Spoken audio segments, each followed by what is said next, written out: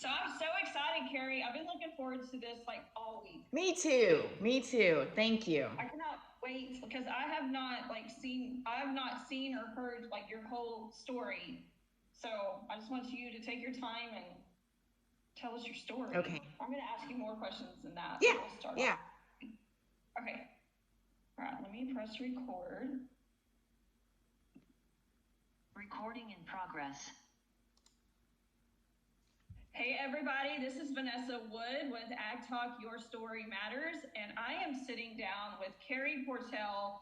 Carey, I have been so excited to just interview you, to hear your story. I know that we have tons to talk about, but first of all, let's give our audience a little bit of background of yourself. Yeah, absolutely.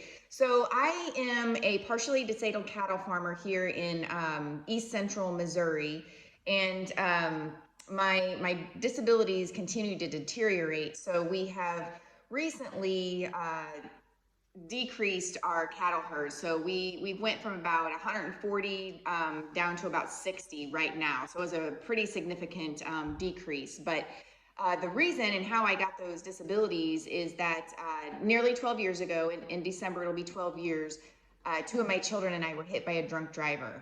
And it was not just a little thing. It was a big one. It was a big 4-car pileup, fatal. It ended up taking me 4 years of reconstructive surgeries to be able to get to the point where I'm at today, where I can spend half my time cattle farming, and then the other half I spend traveling the United States, basically speaking and educating about it.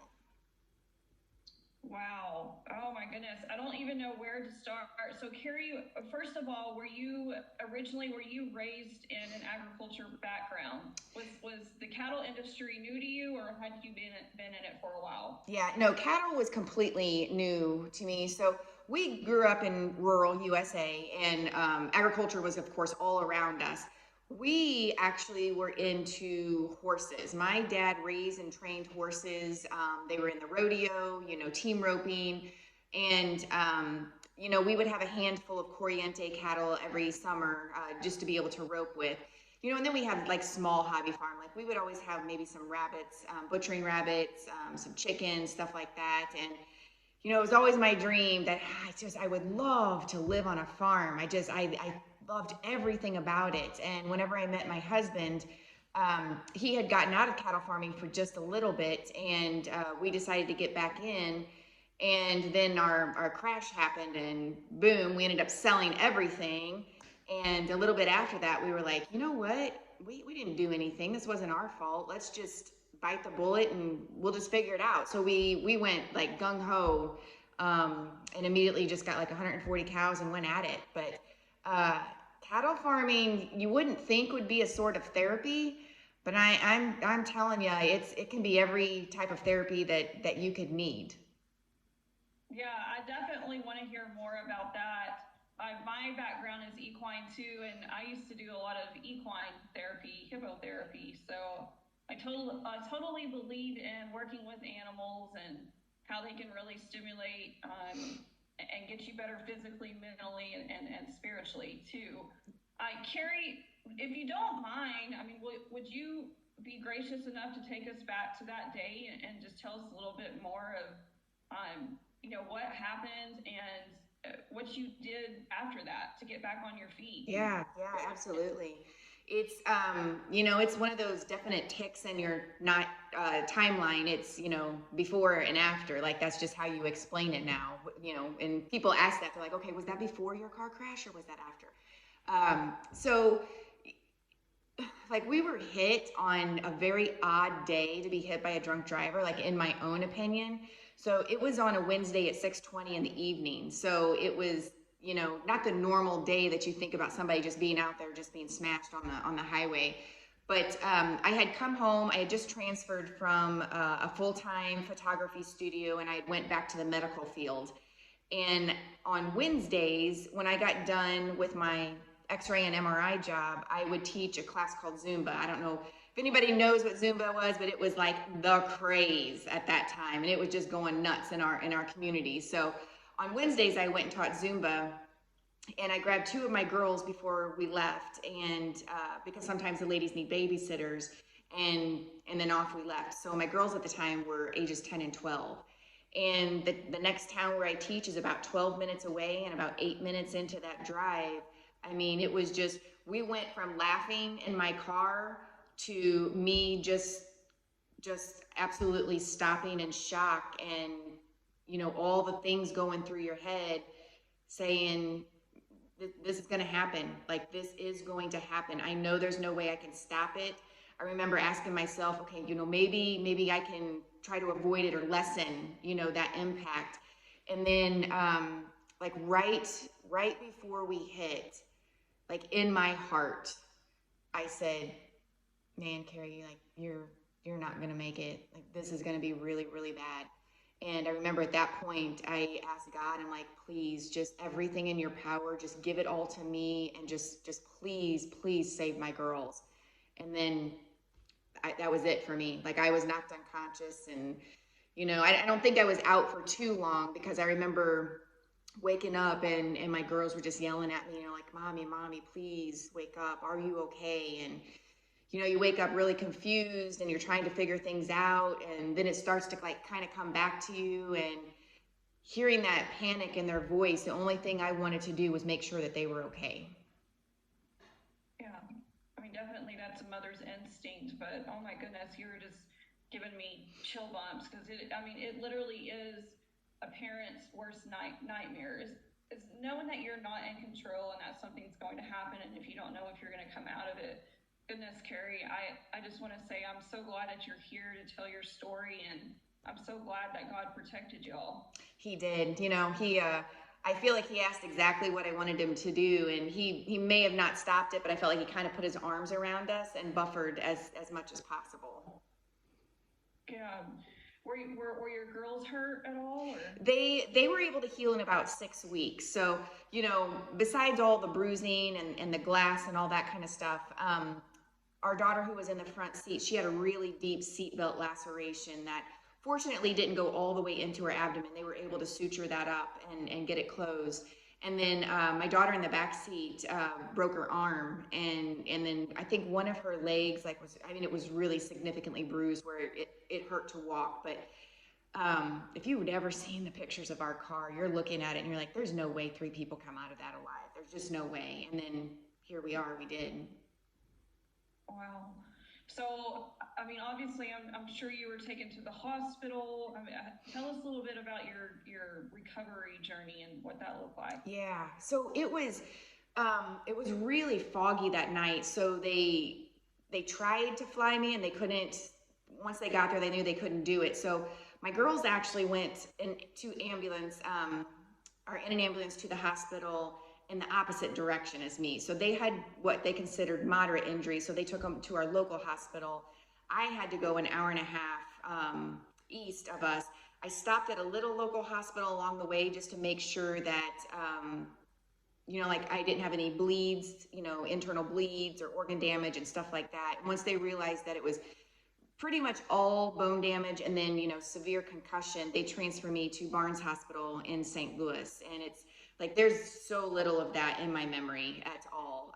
Just like, I always tell everybody, like, the whole thing, it's like I can pull these movie trailers out that are like 3 to 5 second clips, and then that's it. But after that, we had no idea, like, just how long this was going to take. So I think those first 4 years, I had 9 or 10 reconstructive surgeries. And then in between surgeries, I would try to do a little bit of physical therapy to keep, your joints moving, your muscles start to retract when you don't move. So we were doing all of that in between. And then after those 4 years, I went back, I think 3 or 4 times. We ended up fusing my pelvis and both of my ankles. And then at one point, we had to take all the metal out of my ankles because it had started to shift, which is causing all kinds of other problems.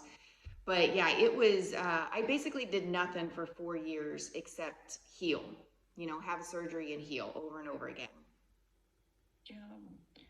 Well, I want to hear more about your advocacy, because I'm sure, you talk about drunk driving and, how it affects other people. It's a selfish thing to do. And I also want to hear more a little bit about your faith. So, guys, just hang on a second. We're going to take a quick break, but we're going to be right back and jump in to more of this discussion.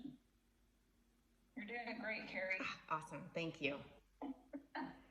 My lighting's like really warm today compared to everybody else's. Do what? I said my lighting looks really warm today compared to everybody else's. It's like I got a little bit of a tan. Oh, well, you look great. That's because I put the Zoom filter on. Stop. I have it on too, but I don't have it like all the way. Yeah. Like, you know? Yeah, that's the only bad thing about, because like when I do Zooms, right now I'm doing Google Meets and they don't have near the functions that Zoom does. And I'm like, oh God, I'm missing my filter. I like Zoom too. It's just, I don't know, when everything shut down for coronavirus, that's all we did was Zoom. Oh yeah. Google Meet, so that's just what I'm used to. Yeah.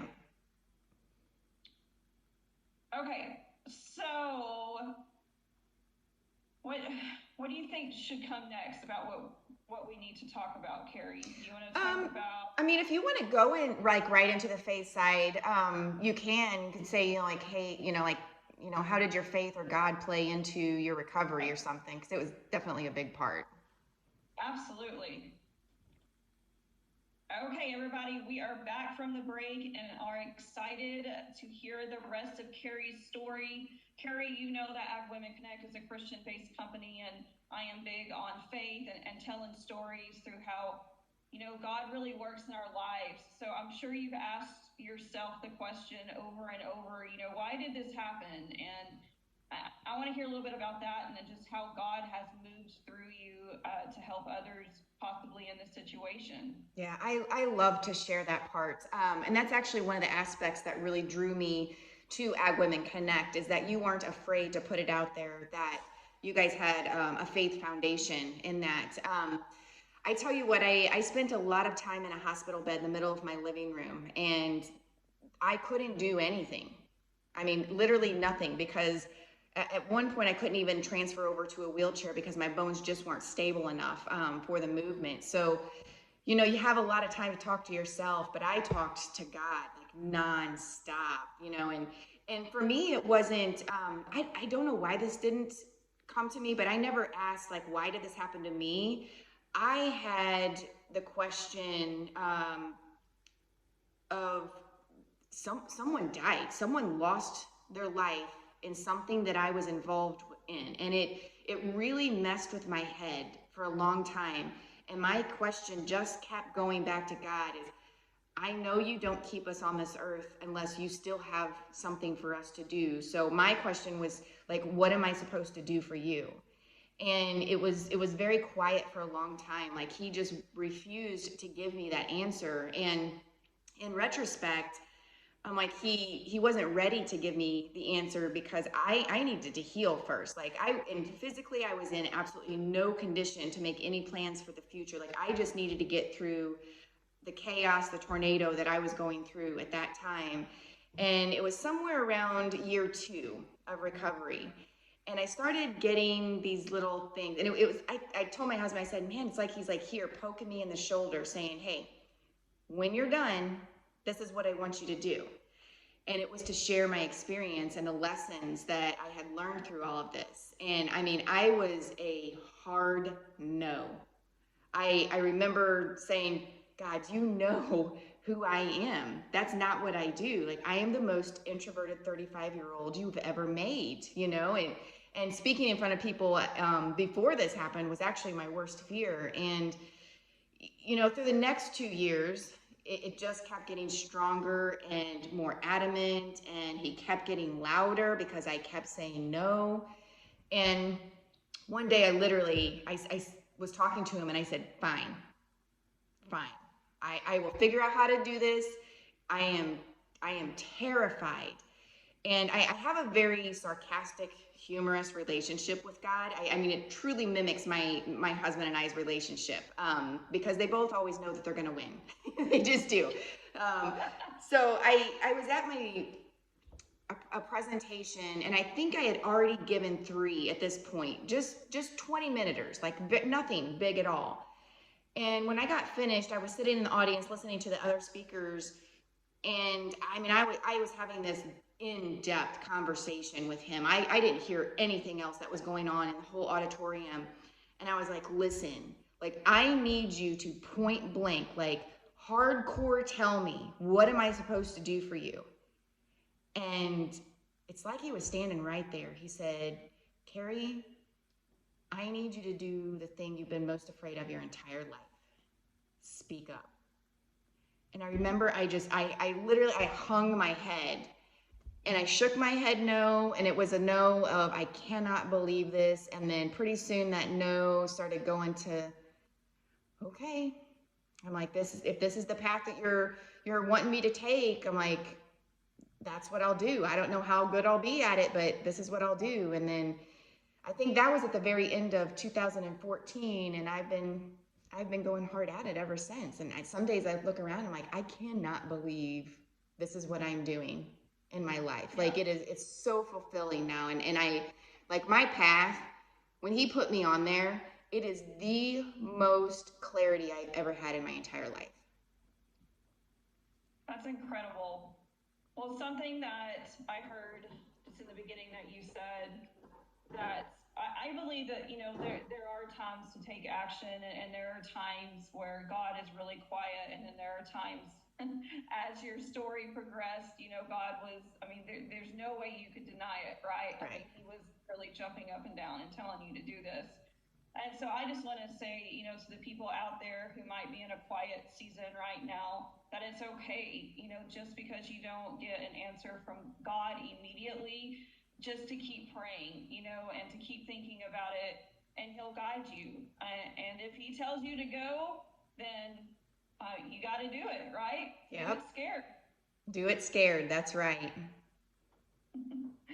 Well, that is such a fascinating story just in itself right there with your faith. I'm kind of interested, Carey, do your daughters get involved with what you speak about, or? I have the oldest daughter, who was in the car crash with me. She has started doing a little bit of advocating with me. So I do a lot with the Missouri Highway Patrol on the highway safety side. So she's come with me, and we've made some videos with the state troopers, and videos for like social media. We've done a couple where they actually take them into the schools and tell our story for us. So she does a few. The other 3, so we have 2 other kids that were at home, you know, that were with my husband when he got the call. They're so emotional about it that anytime that you bring it up, immediately their emotions go crazy. So they're like, you guys handle that. We're fine right where we're at. Yeah. Well, I can't even imagine like how the family dynamics just changed, you know, from that day. So I want to give you a chance to brag on your family and your husband, because I know that you wouldn't be where you are today without your family's support, right? Absolutely. My husband tells me all the time, he's like, Carey, like, you don't need to tell me all these things. You don't have to stroke my ego. It's just what you're supposed to do. But I tell everybody, I'm like, when this happened, like, he did not bat an eyelash. I mean, he's just such a realist. He said, okay, this happened. We've got to figure out what to do from here. There's no looking back. You know, the kids on a regular basis, they're like, all right, your age is 8 to 13. Your laundry is your responsibility from now on. Like, I don't have time to do it. Mom's obviously not going to do it. You're going to do it. You know, so household chores like that just became a norm, you know, something like parents don't have to tell them to do anymore. They just know that they have to do it. We didn't know that they were going to have to do it to that extent for 4 friggin' years, but all of my kids have become like the mom and dads of their groups. You know, like when they were in school, they were the ones that said, I've got to get this person home. You know, so they would call me, and I'm like, go for it, completely understand. But they were definitely the caretakers of their group.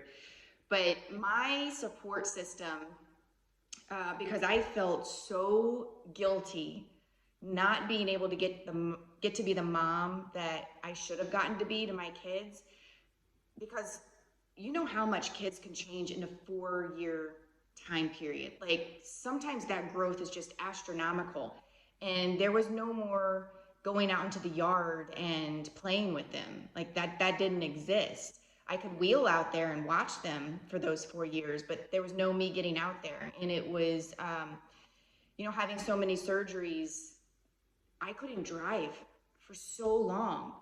And I would be desperate, one, just to get out of my house, but I'm like, I am missing everything. It's so hard when sporting activities start right after school, and it's hard enough for parents to get from their job to that event, let alone come home and try to pick me up so that I can at least feel like I'm being involved and not have all those missed mom moments.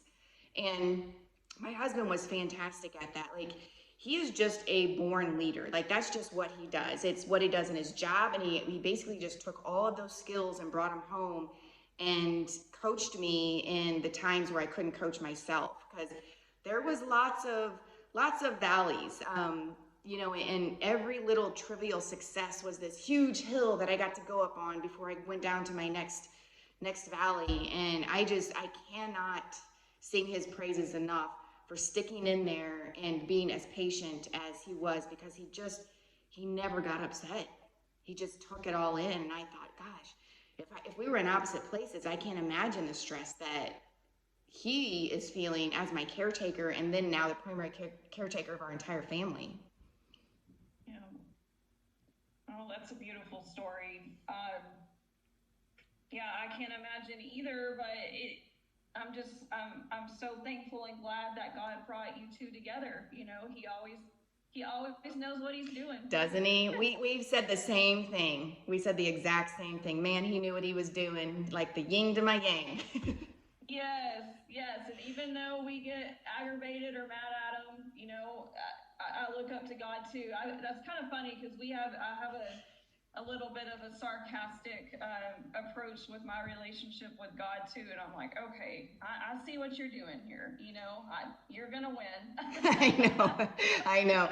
It doesn't stop. Vanessa. Yeah, it doesn't stop me. Every once in a while, I would like raise my hand and I'm like, are you done yet? Like, can you give me just a little bit of a break until the next one? And I feel like I would hear him chuckle, and he's like, all right, I hear you. That's enough lessons for this month, Well, I'm curious, with you still ranching with your family and your husband, I love that you didn't quit, that y'all actually went in there and just head on and just took it on and took on more.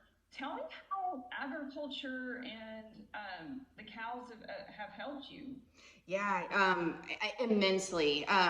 You had talked about equine therapy in the beginning, and my physical therapist actually used to be an equine therapist, and my pelvis wasn't moving correctly at one point. And he's like, Carey, he's like, you talk about the horses that you have at home. He's like, if you have one that you trust, he said, get on it bareback, either have your husband lead you around, or if you trust him enough, go ahead and lead him around, but just do it in a walk, because our walk, my pelvis would mimic his stride, and then it would help my pelvis move more correctly. And immediately, like, my eyes lit up, and I was like, are you kidding me? But at that time, like, I could barely stand up. And I asked him, like, well, how am I going to get on him? And he's like, that's for you to figure out. Just figure out how to do it on. So that happened. And it was like one of those big crying moments that my daughter and my husband were there. And I was just like, can't believe, because that was one of the things that I was scared of that I would never be able to do again, was being able to ride my horse. And somewhere into year 2, like, I was going stark raving mad, just being in my house all of the time, and then my husband was coming home, he was taking care of me, taking care of the kids, and then he would have to go out and check cows at night. And we have mostly black Angus, so you can imagine how it is trying to find a black calf at night. Like, it's near impossible. And I got to the point where I'm like, you know what? I can at least go check cows during calving season. So when my kids got home from school, I would wheel out to the truck and we would just go check cows. And, I would get to report back to my husband, I think like 186 is probably going to calve in the next 2 days, just so that it was something that I could contribute. It's something that he didn't have to worry about at night, trying to see if the next cow was going to calve. And it just let me contribute a little bit. And then somewhere at the end of that second year, I got this idea of, hey, you know what? I'm going to start feeding hay. It was the end of 2012. We were in a severe drought. So I think we were feeding hay in July, which was ridiculous. And it was a chore. I mean, it was a chore for me because I was so slow to be able to get in and out of that tractor that in order for me to get out and cut the net wrap off of the bale and get back in the tractor before the cows saw the hay, because at that time when they saw you come in, I mean, they ran faster than you've ever seen them before just to get to the hay. And it was difficult for me to get back in there and get out of harm's way, basically. But what I started realizing was, man, I feel like good, like spiritually and mentally good, being able to, one, get outside in the fresh air and nature and back to my farm. And then I did not realize that I was a person who needed accomplishments. Like I needed to be able to contribute. I had to have some kind of purpose in my life because I was floundering before that. Because I was just like, what am I here for? Like, what am I doing? I can't do anything. And just having that not only physical therapy of getting out to like work kind of like I used to, but I had so many talks with God outside as well, just thanking him, like just having such unbelievable gratitude of, if this is as far as I get, I'm going to thank you for at least allowing me to get this far and being able to do this. But it got me with so many hills and valleys that I had, like the mental health challenges that I had to get through those 4 years. It was unbelievable, the lessons that I learned in that. And then it just became kind of a passion of, there's a lot of people out there with mental health issues, but what about the people in agriculture? Like they have hills and valleys themselves, just with everything that it takes to continue farming and ranching. So then it really became an advocacy for me on that part of, hey, what about mental health and ag? Yeah. Yes. So let's go into that, because I know that you're directly linked with the agri-stress, right? Yes. Okay. So I want to hear a little bit more about that. We've done some stuff through Sid Miller here in Texas with agri-stress. And it's an amazing program, but tell me what you do. Yeah, it's so AgriSafe actually found me through AgriAbility, which helped me with some techniques and equipment to continue farming at an easier level than what I was doing it. So initially I started doing some collaboration with AgriSafe with like women's health, and especially like women on the farm, because it was at that time it was really starting to come to the forefront of how much women actually do, but we're just not on the front scene, of everything on social media. And I think it's been 2 years ago now, 2 or 3 years ago, that they called me and they said, Carey, we're going to start this thing called the Agri-Stress Helpline. And it was specific to helping people in agriculture with the stress of, everything. You think about it, Vanessa, it's nature, Mother Nature is a stress. God, you have government regulations, every time you turn around. Don't get me started there. Yeah.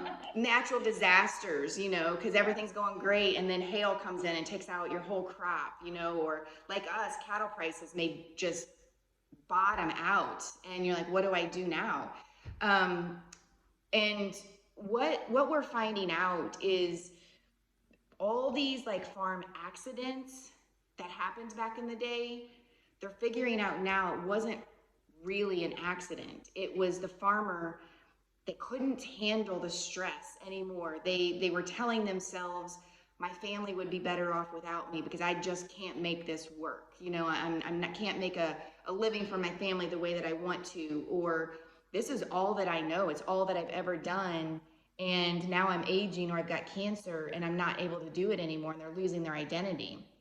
So what they were doing was, in their mind, they thought, I'm going to make it look like an accident so that, one, my family will get my life insurance policy and they'll be taken care of. But two, they won't have to understand and know that I took my own life and be ashamed of me. And it just, when that really started coming out, it was just absolutely heartbreaking. And when society was looking at how do we help people with mental health, like agriculture wasn't even a category in there. Nobody thought about mental health in agriculture. And now it is just like, just through continuing to talk and continuing to share, we're realizing, you know, it's agriculture, it's veterinarians. How many veterinarians have taken their life, you know, because it's just the stress of everything. And the AgriStress helpline, it's being funded state by state, but eventually we would love for it to be nationwide. Absolutely love for it to be nationwide. But I was able to help curate resources for each of those states that, you know, it might not just be a personal problem that's causing their mental health. It may be that natural disaster, or, you know what, I'm a great farmer, I'm a terrible business person. I don't understand taxes. I don't understand how to run my business.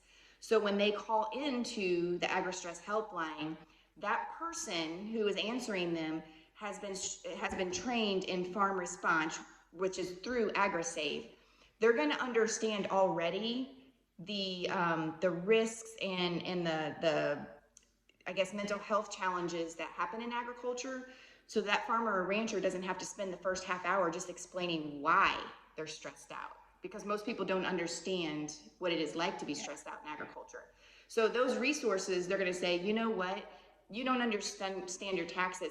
I've got this person at the university that can help you, and they will send them that. And then once they learn how to do their taxes or how to manage their business or make a business plan, or hey, there's actually help out there when you do have a natural disaster, you know, for your animals, all of a sudden that feeling that they're in crisis, it comes down, because they're like, oh my God, I understand now, I have help.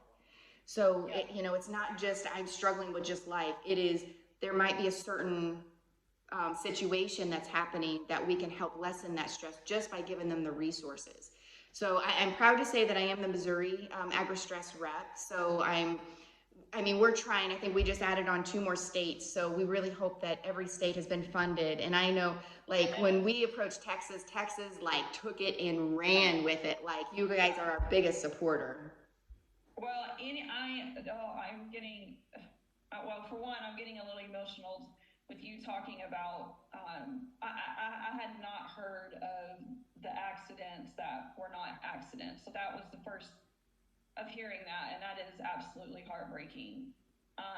But I'm also getting a little fired up because I want to help even more. So whatever we can do to provide those resources, and if you think about it, just listening to you talking, resources can be solutions, right? Yes. Absolutely. People just don't know where to look. So I would be more than happy to get that up on our website too, and just to really advocate for this nationwide. We would love that, because that's the way that it spreads. Is it just you know, state by state, organization by organization, getting it out there, because it really does take an army to spread the word. Because if you don't know the right terminology to enter in the internet to find these things, you can't find them. So, you know, do you put therapy for agriculture? Like, it's like nobody would ever type that in, you know, thing, but our crisis for farmers. So getting the help to put that out there really helps us be able to propel forward. I know that you're on the right track with this. I mean, that's one of the reasons why I have the resource page on Ag Women Connect, is because folks in the agriculture community, I feel like sometimes they might have trust issues, you know, as far as asking for help or doing business with other people. And so, you know, that's something that I do want to ensure is, you know, the resources that we are putting out there, these companies are vetted, and you can feel safe with doing business with them. Yes, absolutely. And they are vetted. Like, we make sure we go there through and they're legit. We make sure address, phone numbers, everything is correct, so that whenever it is given out, you're not then hit with a roadblock, in that time of need. Yes.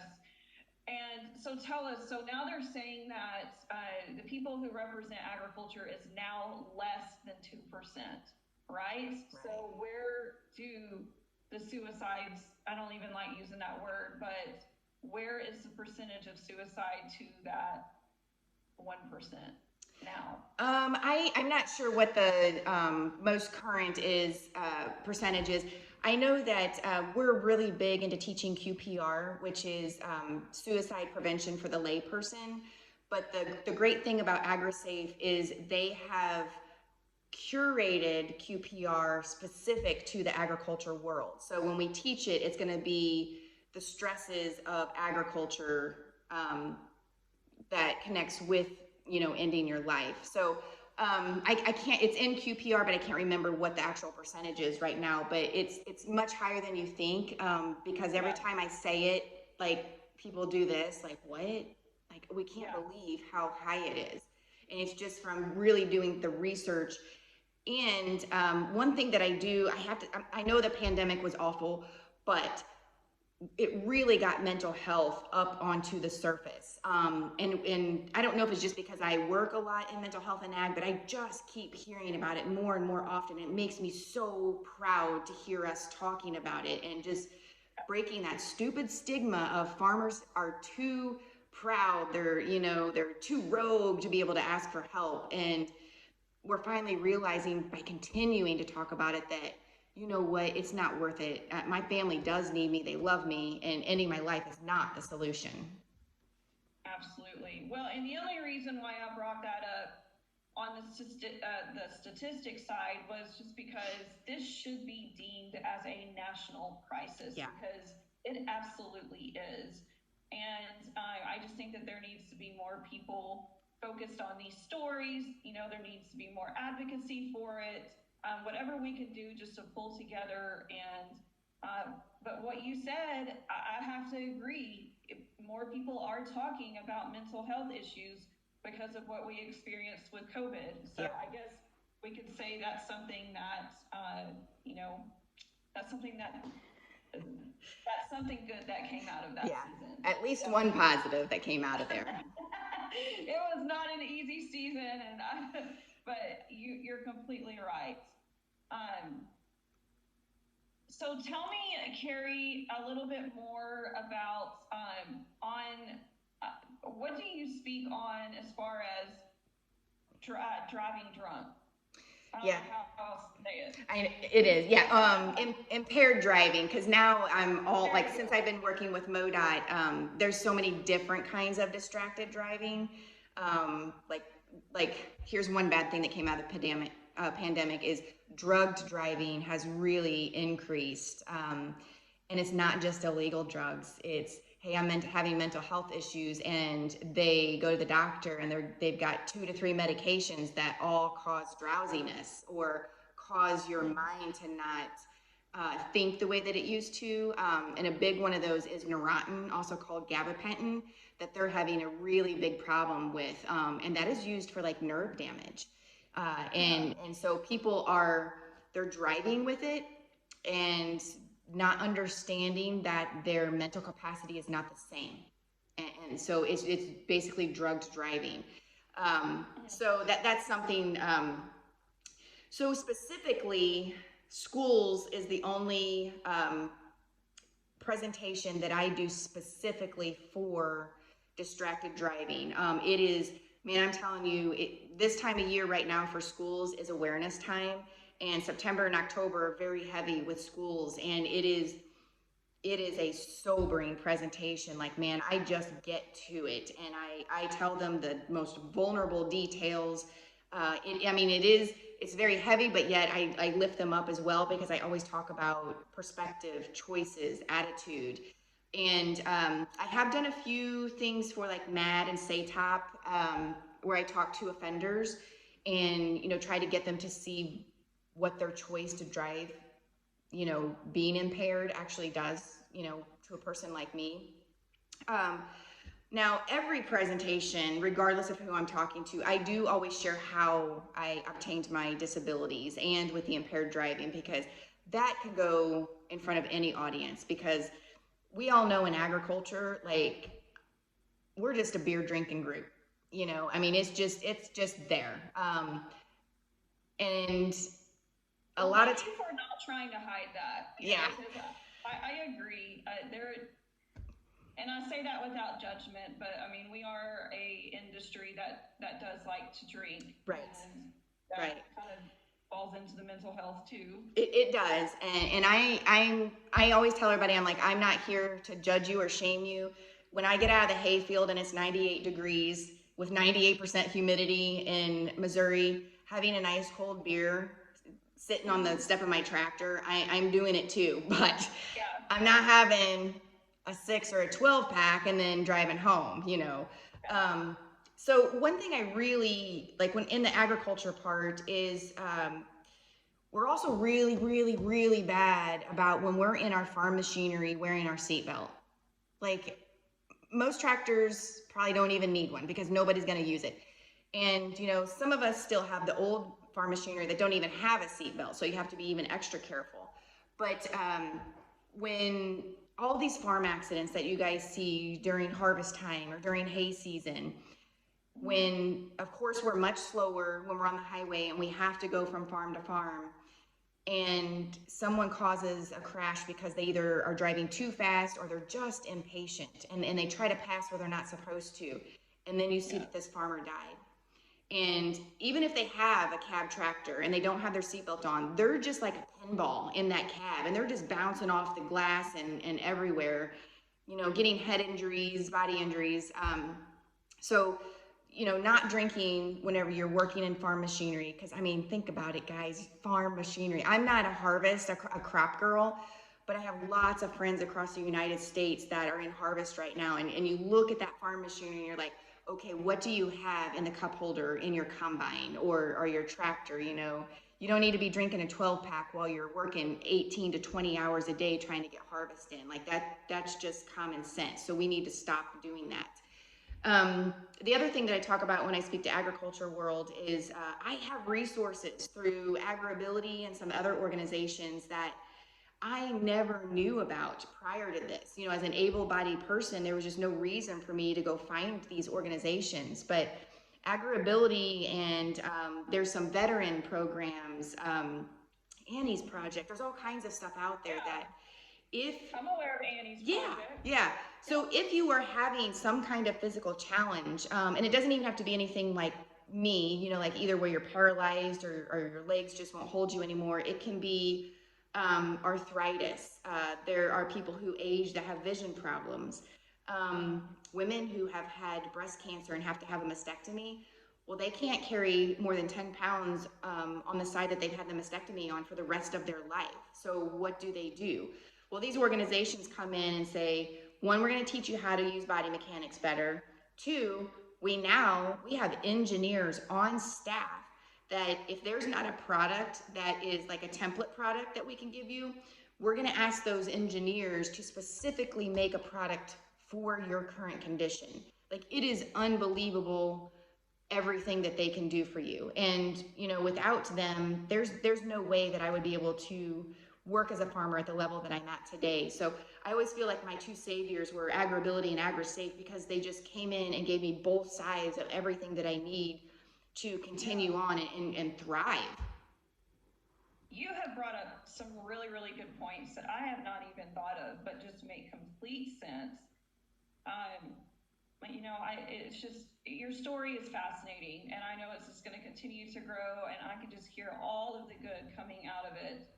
I don't want to take up any more time for myself. I want some of these other ladies that are on this call right now. Mandy, Crystal, do you have any questions for Carey? I tell you, as I sit here and listen to myself talk, like I used to not talk at all. Like, I was the quietest person ever. but I'm here, I'm sweating because I'm so passionate about talking about it, and I'm trying to slow myself down. I'm just like, oh, I love what I do now, and there's a reason behind it. So I get really wordy. No, you have been amazing. You're a natural speaker. I can hear your passion. I fully support what you're doing. I am extremely impressed. Thank you. I agree with Crystal and with Vanessa.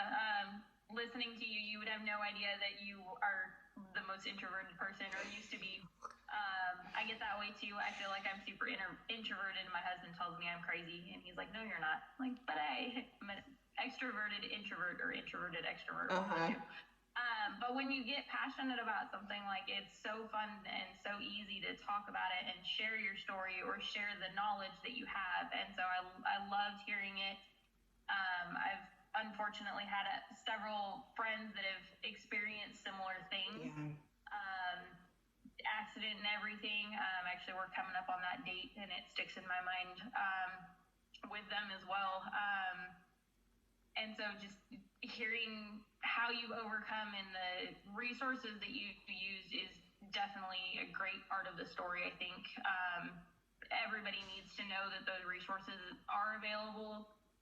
Like you mentioned, especially with the able body, you don't think about those things until you're on the other side of it, and we can definitely all use those resources. So I appreciate you having the courage to share your story as much as you do, and to take it to the level that you have. I think it's very incredible what you're doing. I appreciate that a lot. And I love the fact that you talk about the resources, because most of us who did grow up in the rural community, like, asking for help or asking for resources was taboo. I mean, you did not do that because, one, nobody else needs to know your business, regardless of what it was. And if you asked for help, especially for something like this, I mean, that's weakness, right? Right. Yeah. So it's been something that I've had to grow and work through, and this false sense of pride that I was instilled with about that, just knocking that down and saying, no, I need help. Like, I'm not going to go any further than I am now, because I'm at a loss. I don't have the knowledge. I don't have the resources. There was a big part where I couldn't think outside of my normal body. Like, I couldn't, that transition to a different body was very difficult, and my mind wasn't grasping that you've got to think more creatively this time, so it's right. Asking for help is easier for me, definitely, right now. I feel like we've all got, like, in the ag industry, we've kind of got a little bit of a cheat sheet with the animals, right? Like Vanessa talked about the hippotherapy and the horses and all of that, and I've been big with that too. I've grown up with horses, and I always felt like they were some kind of therapy. Like, I don't want to talk to anybody else about it, so I'm just going to go chat with my animals out here. Isn't that right? Ever since I was a kid, I would go to the barn and I would let my horses just, like, nuzzle my hair, and I would just talk and talk and talk. Even still, my husband's like, will you go outside and just go ride your horse? Like, you need to take a break. You need to, like, leave the baby in the house with me. Like, just go ride before you lose your mind. I'm like, Okay. You see it. You're giving me permission. Yeah. But I mean, that's how we come up with programs like the different, like Tech has a really good therapeutic riding program. Tarleton, where I'm actually headed to their special kids rodeo on Tuesday. They do a big Halloween thing. And like, you don't have programs like that and everything else without somebody asking for help. And so, like, we definitely have the cheat sheet, but you can't get to where you want to go without asking others. So yeah, absolutely. We're smart in here. Absolutely, we are. I love that, Mandy. You summarized that perfectly. Sometimes I can use words. I'll just sleep, so my mom brain's, taking a break. Well, I know the word that you were thinking about, as far as, because I am naturally introverted as well, but I can turn on my extroverted senses pretty quick, and then I, have to suck back. But it's called an ambivert. Okay. Yeah, look it up. I don't know if I came across that information, but I feel smart using that word. Yeah, I feel like that's what I am now, because there are certain times where I can feel that introvert coming back, and I, like, want to sink in, but then now I can kind of turn it and say, this is for a purpose, you know, it's not about me, it's for a purpose. And then I can be extroverted. Yeah. Well, and I think that's that's how they kind of came across it too. And it's more about how you recharge your soul than like what you're actually necessarily good at. Like, Casey does a lot with like the working geniuses and stuff like that. And so kind of similar with that is it's how you recharge. And so like some people thrive and like they feel super energized and supercharged when they're out talking to people. And then other times it's, you know, the other people are like, okay, I need to decompress away from all of y'all to build my energy back up. So, but Carey, there is a quote that you put on your little form that you sent in, and I just absolutely adore it, and I feel it to my core. So I am going to just say that real quick. And Carey's quote says, "It's just a moment in time. You have survived 100% of your worst days. What choice will you make?" Yeah. That sums up, I feel like, my entire recovery, all of my presentations, all in one. And I say all of those things during my presentation because my husband kept telling me when I was in those really, really low points of, you know, is this how life is going to be constantly, or am I ever going to, you know, just finally feel normal again? He just kept telling me, you know, Carey, it's just a moment in time. Remember, it's just a moment in time. You know, tomorrow will be different. Next month will be different. And I kept telling myself during that, I'm like, I had some bad days, you know, that first year where it's just the pain was just so significant that you couldn't even believe that you were still alive feeling it. And I kept telling myself, I'm like, you've had worse days and you survived 100% of them. You're still here. You're still going. Just keep fighting because one day it has to get better. You know, that was my hope. Someday it's going to get better. And then at the end of every single one of my presentations, I always talk about choices. And I leave the presentation with a question of, you know, life is always going to throw challenges at you that you cannot control. But we get to wake up and we get to choose how we're going to react to them.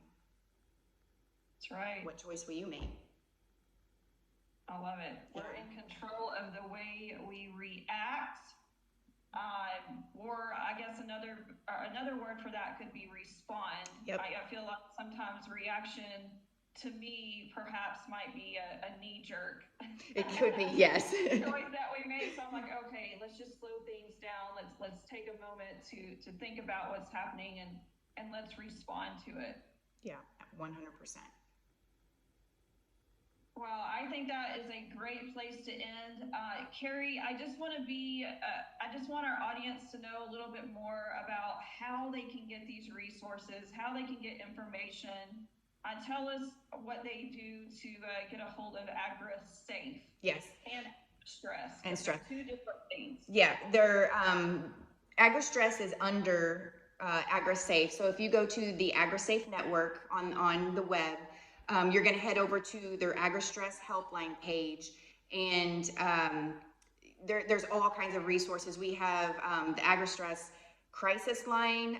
We also have an AgriStress mental health monthly meeting that you can be involved in, where you can hear other organizations and speakers come in and just explain what they're doing to help mental health and ag. So everything, like there is just so many resources on that AgriStress or AgriSafe helpline page that, I mean, just go there and you'll be there for days. And y'all have a newsletter because we get and y'all send those out quite often. I think we get something almost daily, which is great. Yeah, we always like, so there's always the resource side, and then we want you to see who's behind the scenes. So, you know, we put a couple of like events out there and pictures of our directors and mental health coaches and stuff like that on there. But then also, like, if there's anything really big coming up, like a big event that's nationwide or something, we like to add that in there too, and how to register for the event. online is never going to end. You know, that just became a staple once the pandemic was here. Like, we're still doing a ton of virtual events as well. So there's a calendar on there of all kinds of things that you can interact with. Well, that's genius, because you know that just about anybody that exists now can get online, and that's how you can reach a lot of people, no matter where they're at. Yeah, definitely. Well, speaking of events, Carey, I would love for you to come speak at our Ag Women Connect conference. We're just now kind of putting the pieces together, but it'll definitely be probably September of 2024. So just consider yourself going. I would love to. I wouldn't have it any other way. You got to be there. I would love to, because let me tell you, I was so disheartened when I couldn't make the gala this year. I was like, oh, these are my people and I'm missing it. It's all okay. You know, like I said, there's seasons, and sometimes things just don't work out during a season, but we never know what our next season's going to be, so might as well just keep moving forward. That's right. And I would love to be continued to be involved, because it's an amazing group that you have here. Just wonderful community is what I tell all the women. You got to join. It's a wonderful community. Thank you. Real quick, because I don't want to forget, you got to talk about in your home TV. Hello. Oh, yes. So crazy thing. I have a TV show on Your Home TV, which you can access online or on Roku, and it's called Cruisin' Cowgirl. So obviously the cruising part is I'm a part-time wheelchair user, but then I around here in Missouri, we don't necessarily call ourselves cowgirls anymore. It's everybody's just a farmer, but I grew up a cowgirl because that's what I was. I was just on horses. So it goes over my life on how I continue to farm as a disabled person, and then I also take you on some of my speaking events. And then in the works, I haven't actually submitted an episode yet, but I am having other people come on the show and share their challenge to triumph story, so that you guys aren't just, it's not just all about me. We all have these stories that we need to tell, and others can learn from them. So Your Home TV, I think it was founded and promoted by Kathy Ireland. If anybody remembers who Kathy is from back in the 80s, she was the supermodel. And then we have just this incredible team that they do a great job of supporting and promoting us. So it's out there, it's exciting. I would love for you to go take a look. Awesome. I can't wait to see it, and I've been following that, and it just looks like an amazing company to be linking arms with. Yes. So congratulations, that's huge. Thank you. All right. Hold on 1 second. I'm gonna stop this, and then I'll do my other stuff later. Recording stopped. Okay. Carey,